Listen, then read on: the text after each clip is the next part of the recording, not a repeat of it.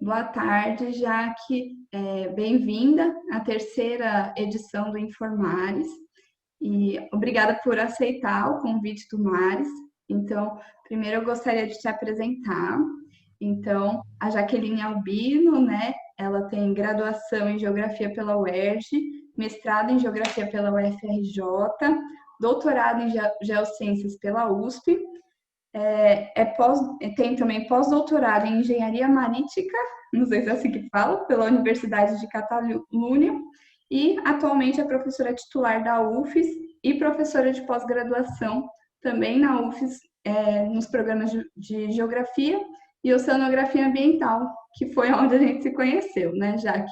Você quer Isso. complementar alguma coisa? Não, tá tranquilo. Eu só quero agradecer o convite de estar aqui com vocês hoje. A gente que agradece. Então, o assunto de hoje é mais sobre erosão costeira. Então, eu queria que você desse uma introdução, né, para quem nunca ouviu falar do assunto, ou para quem está, né, nos primeiros anos da oceanografia, o que seria a erosão costeira? Natália, erosão a gente pode definir como uma saída e perda de sedimento. Você pode ter isso na costa, você pode ter isso numa encosta, você pode ter isso ao longo de um rio. Toda vez que um sedimento sai do sistema e depois faz falta para esse sistema, você considera como erosão, ele não retorna. Então, a erosão costeira, ela faz parte desse processo, onde a gente tem um montante de sedimento, geralmente as costas são sedimentares, ou são falésias, ou são planícies costeiras, e com algum desequilíbrio, seja uma deriva litorânea, tirando o sedimento de um ponto, levando para outro, é uma erosão nesse ponto que sai, ou seja, pelas tempestades muito frequentes, que a praia não tem capacidade de adaptação, ela fica sem sedimento e isso configura uma erosão costeira. Entendi. E como que a erosão costeira ela afeta a população, né? Principalmente a população que vive em cidades litorâneas? Esse é uma amizade, um convívio muito difícil, porque você podia estar me perguntando exatamente ao contrário. Como é que a população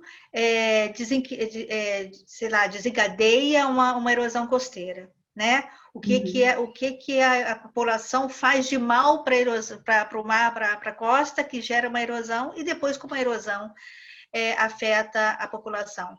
É um equilíbrio muito delicado, porque, por exemplo, com o crescimento da população e a necessidade e essa vocação de ir para a praia, ir para a costa para lazer e tal, a costa é muito visada, né, financeiramente, economicamente. Então, cada vez mais as edificações se aproximam da praia, vamos dizer assim.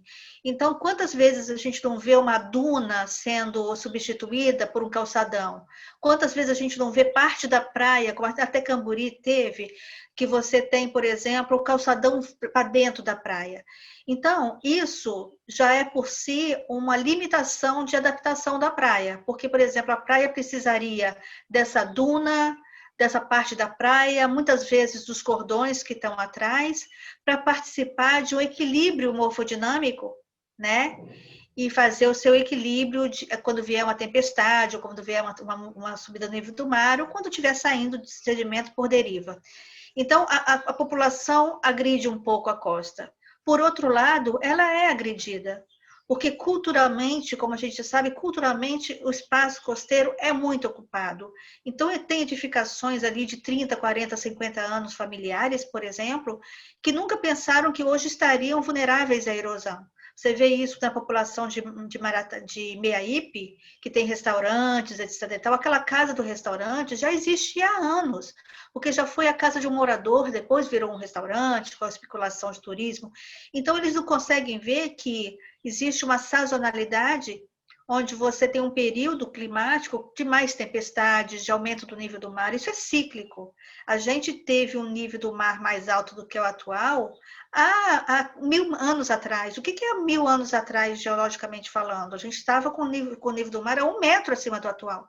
E hoje a gente está assustadíssimo, que ele está subindo 10 centímetros, 20 centímetros e está se assustando. Então, o impacto da comunidade costeira é muito grande, principalmente pelo prejuízo que eles têm, porque perdem muitas vezes não tem direito sobre aquela ocupação bem estabelecida, então não tem tanto apoio da prefeitura, e eles vão perder isso. E eu acredito que hoje em dia já está havendo uma consciência do povo de estar estabelecendo uma assim, do tipo, o mar está tomando o lugar dele. Eu vejo muitas entrevistas, as pessoas falando isso, o mar vem tomando. Então, na verdade, já tá vestindo uma meia-culpa e pedindo ajuda aos prefeitos, aos governantes que deveriam ajudar essa situação. Né? A perda é muito grande. Entendi. Com certeza a gente acaba impactando ainda mais esses ambientes, né, que já estão ali Sim, vulneráveis sim. por nossa culpa A mesmo. ocupação urbana e o homem é um fator geomorfológico que deve ser considerado. Ele deixou de ser simplesmente um usuário da paisagem geomorfológica. Ele é, na verdade, um dos fatores que atuam, assim como o clima, a variação do nível do mar, a ocupação humana. Tem que entrar dentro como um dos fatores que alteram a morfodinâmica da praia. Nessa questão, né, dos impactos, né, são feitas algumas obras nas praias, né, para conter essa erosão, como obras de engorda. E aí eu queria saber, né, como que, como que essas obras elas podem conter a erosão e qual o impacto delas, né, socialmente, mas também principalmente ambientalmente, assim, né, na dinâmica de praias. Então, por exemplo, a gente viu que aqui em Vitória, nas praias de Camburi, né, e na praia da Curva da Jurema, foram feitas recentemente, né, algumas obras para conter essa erosão. E aí, qual é o impacto disso, né? Eu falaria que o impacto, assim, sei lá, 60% muito positivo, porque o engordamento artificial ainda é uma maneira menos agressiva de conter o processo erosivo, porque se você não tem mais sedimento, você pode construir uma nova praia.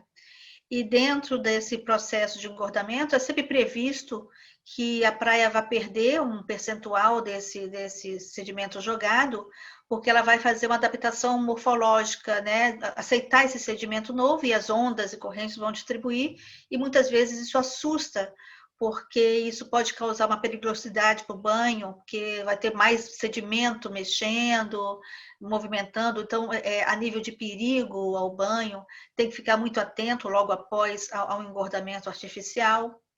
Agora, muitas vezes o engordamento artificial vem junto com estruturas duras, com os espigões, e muitas vezes quando isso ocorre, principalmente Marataízes, ocorreu, Conceição da Barra, aqui em Camburi menos que uma enseada, não é uma praia tão exposta, então cada praia vai responder diferentemente, é que muitas vezes você pode consertar, resolver o problema num ponto, mas por outro lado você muda e altera as correntes e pode haver impactos laterais, porque um lugar que recebia sedimento agora tem um espigão segurando o sedimento que recebeu e não permitindo que aqueles anteriormente, mesmo um pouquinho que vinha recebendo, chegue naquele ponto.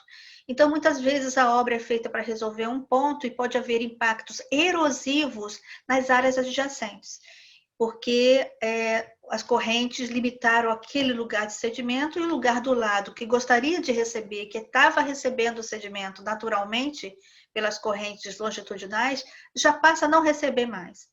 Fora isso, tem todos os problemas de difração de onda sobre essa nova estrutura rígida, que pode intensificar a erosão dos laterais, né, das adjacências. Então, a gente pode ter impactos laterais, a gente pode ter impactos para a periculosidade de banho, sem falar nos nossos colegas bentônicos, né? A cadeia alimentar de peixes, porque isso vai levantar muito material. Por exemplo, você faz um engordamento artificial, você literalmente mata todos os bentos que existiam naquele local. Então, se não houver uma circulação muito ativa, talvez aquele lado faz muito tempo impactado sem a comunidade bentônica, que é tão importante para o ciclo das cadeias alimentares, né? E para os peixes também, porque vai ter um material em suspensão, então tem a turbidez da água, tartaruga se perde porque não está vendo mais. Então tem todo o impacto biológico associado com essa obra, logo após a sua execução, e pelo menos até uns 6 meses depois, porque é o tempo de ter adaptação da praia, para depois ficar um pouco mais calmo o transporte de sedimento. Mas respondendo friamente, não pensando nos biólogos, não pensando nessa parte toda química também, que chega, dependendo da jazida, você concentra mais metais, elementos traços mais poluentes nessa região, tudo isso que vem junto com um novo sedimento, pensando no lado da praia, do engordamento da praia, da solução de erosão, é ainda um dos fatores mais positivos para a praia, para a recreação da praia. Entendi. Até nisso que você falou, veio uma curiosidade minha, assim, né? Que acho que uns 2 meses atrás, mais ou menos, estava ocorrendo umas obras aqui na Praia de Camburi, perto, nessa região de Jardim da Penha, né? E aí, na mesma época, parece que teve uma quantidade, assim, muito grande de poliquetas, né, bentônicas, ali perto na verdade, no comecinho da Praia de Camburi, ali na região de Jardim Camburi mesmo. Pode ter alguma relação com essa ocorrência das poliquetas com as obras de engorda ou não? Olha, poderia ter, né? Você teria, por exemplo, você poderia estar trazendo esses elementos, você poderia estar mudando, trazendo incômodo desses organismos das zonas mais profundas e eles migrando para a região mais rasa. Eu acho que tudo isso pode acontecer. Mas, assim, tenho dificuldade de responder isso, porque não houve nenhum estudo e, assim, pensando na morfodinâmica da Praia de Camburi, o processo de engordamento artificial estava muito no sul, vamos chamar assim, da praia. E esse evento ocorreu muito simultaneamente à jogada. E eu acredito que a praia, para colocar sedimentos e mudar a morfodinâmica desse sul até o norte, me levaria um pouco mais de tempo do que o evento fez. Então, acredito que esteja mais associado a tempestades que no momento ocorreram naquele período, e aí eu acho que o pessoal mais bentônico poderia explicar isso, mas eles são de águas mais profundas e simultaneamente a esse engordamento artificial, para não culpar o engordamento artificial também, a gente não sabe a responsabilidade dele, você teve muita entrada de frente frias, você teve uma mobilidade de fundo muito grande. Né? E isso pode ter acarretado, sim, uma mobilidade desse sedimento, a onda mais alta, trazendo os bancos que ficam ali mais para a zona emersa. Entendi. Desse contexto das mudanças climáticas, quais são as maiores demandas e incertezas em relação aos riscos associados à erosão costeira? Eu acho que a comunidade costeira está muito adiantada em estudos quanto a mudanças climáticas. Existem diversos modelos que já simulam qual seria a resposta de uma praia ou de uma costa a uma subida no nível do mar. E muito está sendo feito sobre as principais tempestades ao longo de todos os estados. Tem um trabalho muito grande, é uma rede muito grande de clima e de processos costeiros. Nós mesmos temos um edital da CAPES, que é mudança climática na região da costa, aqui no Espírito Santo e São Paulo, a gente está monitorando, junto com as predições do pessoal de clima e de mar, né, mudanças do mar. Então, assim, está existindo um movimento muito grande de tentar gerar dados robustos que possam vir a ajudar no gerenciamento costeiro. Então, assim, as ferramentas, o que tem que ser feito, eu acho que se sabe.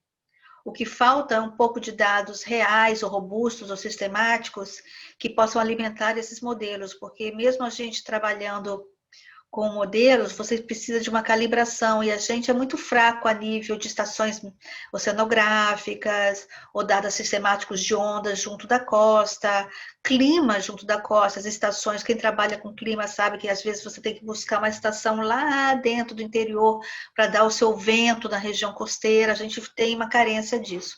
Então, a demanda são movimentos para obtenção de dados sistemáticos e que o governo, por exemplo, deveria estar estimulando isso. E de uma certa forma está. Então, é uma demanda para dados. A demanda da ação das ferramentas, eu acho que não acredito. Eu não acho que exista. Eu acredito que as pessoas que estão envolvidas no gerenciamento costeiro e nos processos costeiros são já competentes e capazes de fazer estudos de predições e de gerenciar mesmo esse problema da mudança climática. Agora, a gente vai pegar um pouco que você vai ter salinização do lençol freático, muitas das cidades ou vilas ainda usam poços artesianos, né? Então, assim, do tipo, vamos ter problemas com essa contaminação da água, né, do lençol freático. Acredito que a comunidade muito costeira, que mora na costa, teria que migrar à retroterra, porque com a subida do nível do mar, muda também a linha de costa, né? Se o mar sobe, a linha de costa recua, então tem muita ocupação ali. Então, o grande desafio não é simular o que vai acontecer ou não saber o que vai acontecer.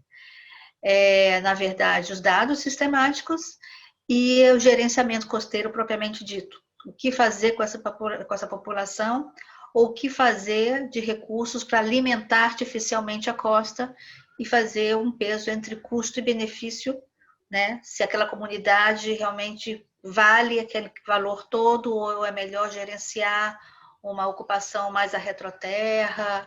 Então, o desafio é gerenciar a ocupação costeira. Então, a gente tem dois desafios, duas demandas, né? Dados para demandas, desafio, gerenciar a comunidade costeira. E essa questão da falta de dados, às vezes, né, de estações meteorológicas ou alguma fluviométricas, por exemplo, foi uma coisa que eu senti muito na minha dissertação também. Houve uma defasagem de dados, e aí a gente tem que complementar uma coisa com outra, às vezes pegar Não, dados. é verdade. É uma Não, coisa. e a metodologia que a gente usa para suprir esses dados são esses modelos, né? São essas simulações, assim, esses modelos. E esses modelos que você transforma vento em onda, se você usa um modelo, Go, por exemplo, é um resultado. Se você usa o Eviot, é o outro resultado. Se você usar um outro, vai ser outro resultado. Porque cada um é calibrado de uma maneira. Então, se você não tem um dado para validar e calibrar, você fica muito só no estimar.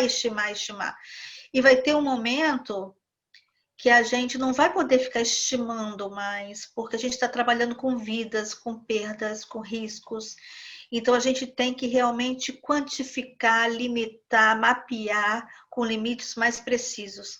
E isso, para você ter isso, você teria que ter uma validação muito boa. E cadê os dados de boia reais para validar isso, né?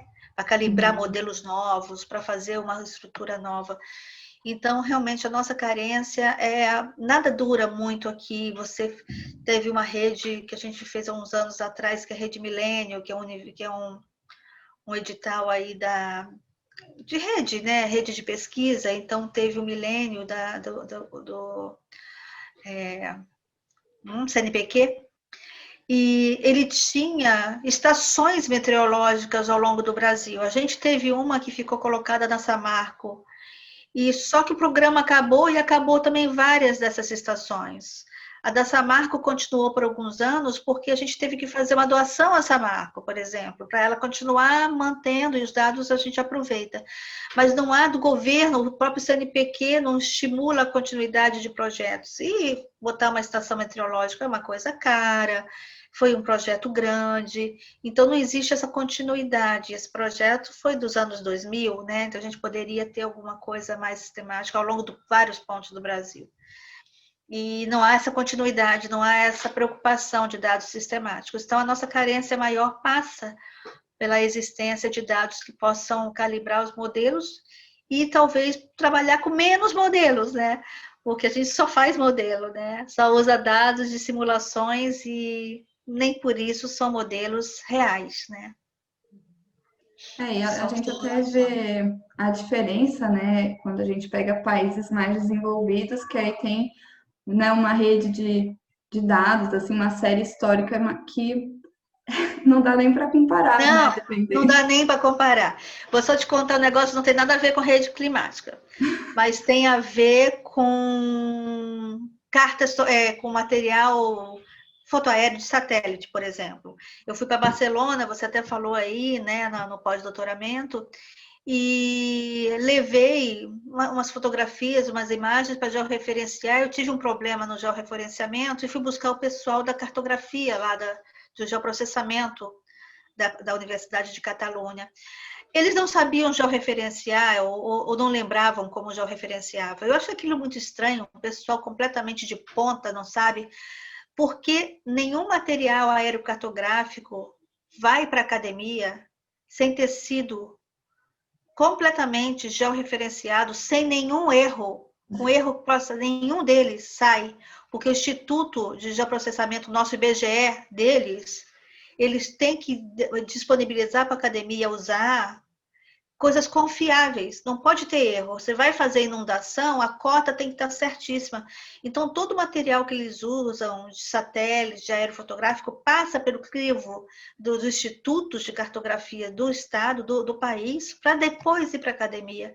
Então, quando eu falei que eu tinha que georreferenciar minha fotografia aérea, que foi o governo que levantou, o particular que governo, eles ficaram chocados, assim, do tipo, não, a gente vai dar um jeito, vamos ver aqui como é que a gente faz no tutorial aqui na internet. Foram lembrar como faz porque eles não tinham a mínima prática. Não é que eles não sabiam, eles não têm a mínima prática, porque já vem georreferenciado. O que eles têm que fazer é outras coisas. Gerar produtos de mobilidade de linha de costa, de trabalho de mobilidade de encosta, de linha de costa, sabe? Qualquer coisa disso com materiais confiáveis, superposição sem erro nenhum. E é impressionante como a gente está distante disso. Pois é, que diferença, né? Muita diferença, muita. Se tem alguma história marcante ou engraçada que você, né, na sua área de trabalho, que você pode compartilhar e que talvez inspire outras pessoas também. Não sei se inspira, mas dá boas risadas, assim, né? Porque no meu trabalho a gente faz muito perfil de praia, né? Então, quando você faz muito perfil de praia, você às vezes entra em comunidade, você às vezes entra em condomínio, etc e tal. E quando você entra com aqueles equipamentos, todo mundo fica com muito medo de ser, por exemplo, uma prefeitura querendo desocupar uma obra, etc e tal. Então a gente já viveu muito problema de ter que sair correndo, que o pessoal veio com um pau para cima, achando que a gente é da prefeitura. Então, eu não sei se é isso inspirador. Então, quem for trabalhar com costa vai ver isso. Mas uma coisa interessante que aconteceu, que eu acho que pode ser inspirador, que foi inspirador para mim, foi que eu não fiz meu primeiro curso no curso que eu me formei. Eu comecei a fazer biologia. E na aula de biologia marinha, introdução à biologia marinha, a gente foi para a praia coletar craca, bentos, para fazer os experimentos depois na sala de aula. E eu perguntei para o professor uma coisa assim, do tipo, professor, mas por que, que aqui a areia é grossa e ali a areia é mais fina? Aí ele estava explicando outra coisa, me ignorou, eu falei de novo, por que? Porque a areia é fina, grossa e ali é fina. Isso era segundo período do curso, né? Já estava cursando no segundo período. E aí ele falou assim, pergunta para um geomorfólogo. Cara, me arrepiei, Natália. Do tipo assim, eu falei, que curso é esse, cara? Que curso é esse? Aí ele falou, geografia. E aí, cheguei em casa e falei, preciso trancar meu curso? Eu vou parar agora esse semestre e vou fazer vestibular para geografia, porque eu quero ser geomorfóloga. E geomorfóloga de areia de praia. Uau! Eu acho isso muito interessante, porque isso era uma pessoa de 17 anos, para formar para 18, no primeiro ano de ciências biológicas, que achava que era tudo que queria fazer, a biologia marinha. Acaba que dá tudo na mesma, mas eu queria fazer biologia marinha, achava que era isso. E ele falou uma palavra que me arrepiou e passei muitos anos fazendo cartão de visita como geomorfóloga, mas aí depois o geomorfólogo é um conjunto de tudo, né? Então você tem uma parte da física, das ondas, dos processos, dos sedimentos. Eu acabei indo mais para sedimento na época do doutorado, né? De falar que o sedimento fala, e o sedimento é o que vai puxar o morfodinâmico, o balanço de sedimento, todo o sedimento. E acabei depois, com os anos da vida, indo para a parte de vulnerabilidade, de onda, gestão costeira, que foi com o pessoal da Catalunha. E hoje eu me sinto bem geomorfóloga, porque agora você consegue ser um geomorfólogo. Porque o geomorfólogo você não consegue ser com um ano de graduação. Você tem que saber sobre os processos de ondas, sobre os processos dos sedimentos, sobre os processos das formas, como as formas desenvolvem. Então, nisso, a oceanografia me enriqueceu muito, os alunos me enriqueceram muito, porque eles são muito bem formados e eles ajudam a você botar os modelos, a você pensar, traz resultados. Então, assim, eu acho que essa é uma história inspiradora, do tipo, você tem que fazer, exatamente ter coragem de fazer o que te arrepia. Porque isso me arrepiou. Quando a palavra veio, eu falei, nossa, é isso que eu quero ser. E hoje eu me sinto oceanógrafa, geógrafa, geomorfóloga, e não interessa o que você seja, você trabalha com aquele ponto, então tem lugar para todo mundo. Mas se eu fosse definir, é a geomorfologia, no que ela significa, conhecer os processos e as formas e as adaptações da forma às diferentes agentes. Então é isso que eu faço. E isso me arrepiou aos 17 anos e minha família ficou louquíssima, porque por que fechar o curso? Para que fazer vestibular de novo? Para que fazer um vestibular de um curso que ninguém faz? Aí eu falava, porque eu quero ser geomorfóloga. E não foi nem geologia. Se o professor tivesse falado que esse curso é de oceanografia, eu ia fazer oceanografia. Esse curso é geologia, é engenharia. Eu ia fazer o que ele mandou, porque eu nem pesquisei muito, porque estava em cima do vestibular, abrindo o vestibular. Isso foi mais ou menos em outubro. Estava abrindo, estava fechando o vestibular, eu tinha que fazer. E passei em segundo lugar no curso e desde lá, e no Rio de Janeiro, né, que eu sou do Rio, então mesmo sendo um curso pouco disputado, é incrivelmente disputado, né, porque é muita gente, né, vestibular da UFRJ e tudo, essas coisas. Então aquela coisa assim do tipo, eu acho que é isso a história que você tem que inspirar, entendeu? Vai realmente no que você sente, mesmo que você perca um ano, mesmo que você perca 2 anos, não interessa muito, vai fazer o que te emociona, que é isso que vai fazer você feliz e produtiva até, sei lá quantos anos eu espero trabalhar ainda. Ai, nossa, realmente foi bem inspirador. Eu mesma estou aqui super inspirada. Ai, Eu acho. ai, muito obrigada por compartilhar comigo, assim, né? Eu decidi que eu queria fazer oceanografia quando eu era bem novinha. Eu tinha 13 anos, eu fui numa viagem de campo com a escola, eu conheci uma oceanógrafa, e aí desde então eu coloquei na minha cabeça que eu queria fazer oceanografia, e minha família nunca tinha ouvido falar do curso, mas todo mundo sempre me apoiou muito, então eu também tenho esse Não, carinho. e a palavra, Natália, e a palavra é linda, né? Você conheceu uma oceanógrafa, então Uhum. quando você vê uma palavra, é que nem eu com a geomorfóloga, né? Pergunta para um geomorfólogo.